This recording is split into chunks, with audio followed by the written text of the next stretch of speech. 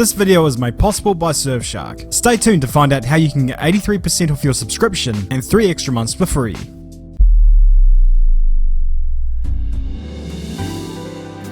Italia, home of Italians. So here I am showing royalty-free footage, all for the sake of a not so amazing segue. Italians love their sport, whether it's football, or football, but they also have a passion for motor racing, as can be seen here with the Tifosi. While Ferrari is forever ingrained in their hearts, they obviously don't mind seeing one of their own dominate the Formula 1 scene. But that's the thing. While you would think that Formula 1 isn't short of successful Italian drivers, the last Italian to even win a Grand Prix was back in 2006 with Giancarlo Fisichella, and the last to win a championship was Alberto Ascari in 1953. And for a while after 2011, there weren't any Italians on the grid. That was until 2017, when a kid by the name of Antonio Giovinazzi arrived on the scene and immediately made an impact. Since then, he's kind of disappeared in a way since joining the grid full time. He's kind of forgettable, much like I can't remember. Whatever the case, people are starting to ponder about Giovinazzi's future and whether it lay in Formula 1. I thought about this too, given how there are a few prima donnas in lower categories looking to up themselves into the top flight of motorsport. And after all, there's only so many seats on the Formula 1 grid. So really, what I wanted to figure out was whether Italian Jesus over here has done enough so far in his time in Formula 1 to remain in Formula 1. Hit that title card.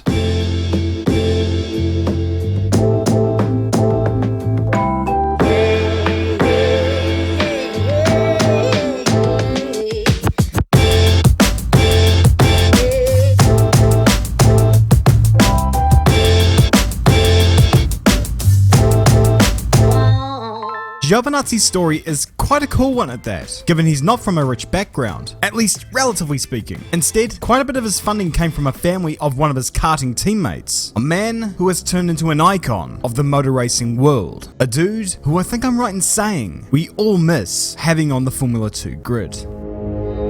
Sean Galile. Bruh. I'll never get sick of that. Anyways, to cut a long story short, Sean's father Riccardo got Giovinazzi on board to be a mentor, then started to help fund his actual racing career, and the rest, as is so often said, was history. So let's have a look at Giovinazzi's time in Formula 1, and it all started, weirdly enough, at the 2017 Race of Champions, and the dude wasn't even there. Instead, we're focused on this chap, Pascal Wehrlein, Mercedes Jr., Sauber F1 driver, and in around 3 seconds, flying upside down. Technically very clever cars, they do a little bit of counter steering. Oh, it's all come together and we've got an overhitch. Far from ideal. Anyways, these gymnastics meant that Wehrlein was injured on the lead up to the first Grand Prix in Australia, feeling that he couldn't complete the full distance of the race. They handed the reins over to Giovinazzi for his Grand Prix debut. He kept his nose clean for the entire weekend, and was actually been given mild praise within the paddock and by fans for the job that he did. Being given the car for a second outing in Shanghai, Giovinazzi again did very well, until he didn't.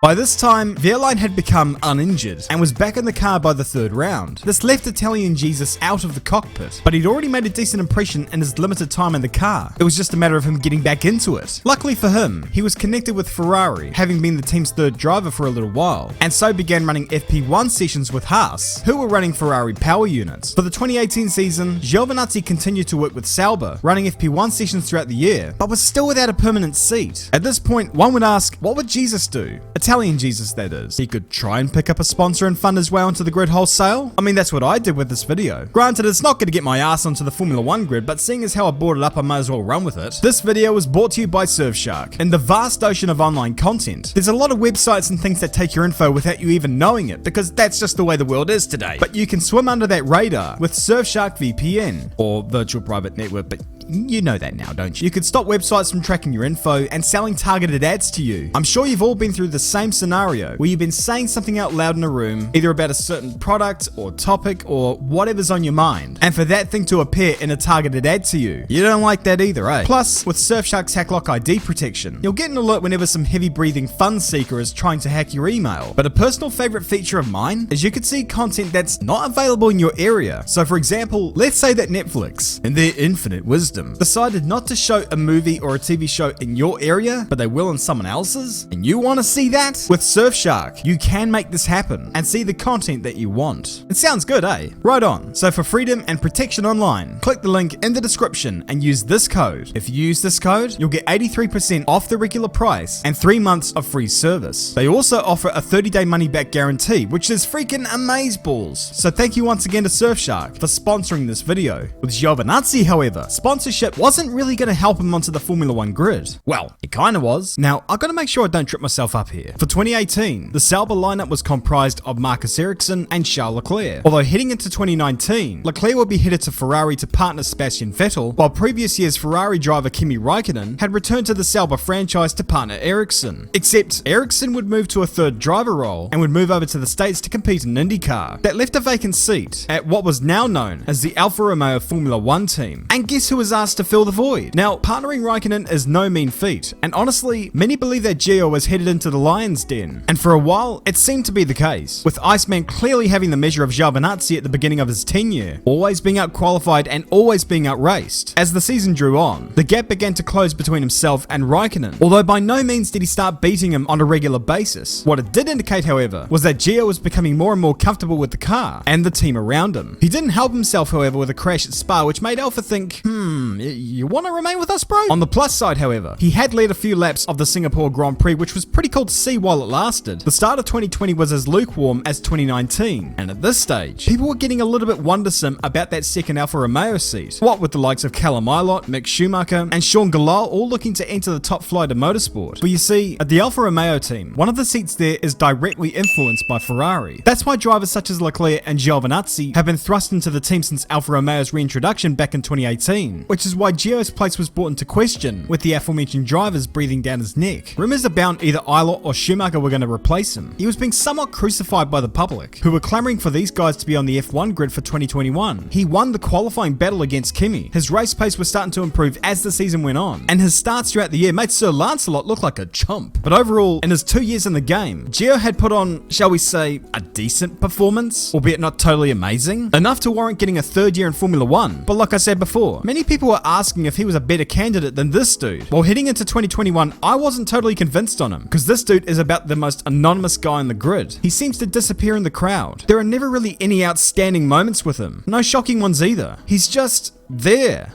Like Belgium. However, in the new year, he started to become more involved within the team. He's making his voice known much more than he did before. In a good way though. And heading into the Azerbaijan Grand Prix, Gio had scored the team's sole point after a stellar performance at Monaco. Alfa said that Gio's pace was good enough for 7th in qualifying, and his pass on the outside of Mirabeau was a move that generally isn't allowed to be shown before the watershed. He certainly made an impression, and is holding his own against a teammate like Kimi Raikkonen.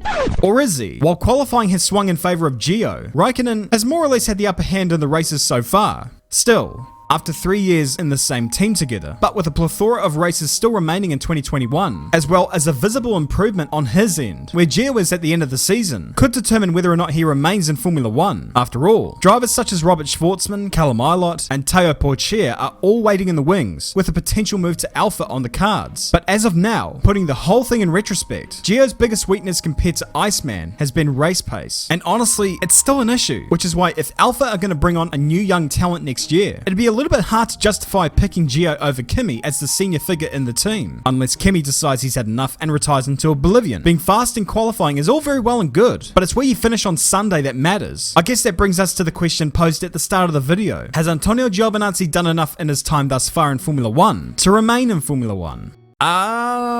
Kinda? I mean, if it came down to a straight fight between himself and Kimi, the last couple years of race results aren't really favouring this dude, and while Ferrari's influence is keeping him in that seat, there are a couple of other drivers that could very easily see him gone too. While quality pace is definitely there, Gio still needs to better his race pace. However, if he continues to improve this year, and builds upon his performance at Monaco, it may just be his saving grace. Perhaps in his third year, Italian Jesus could rise.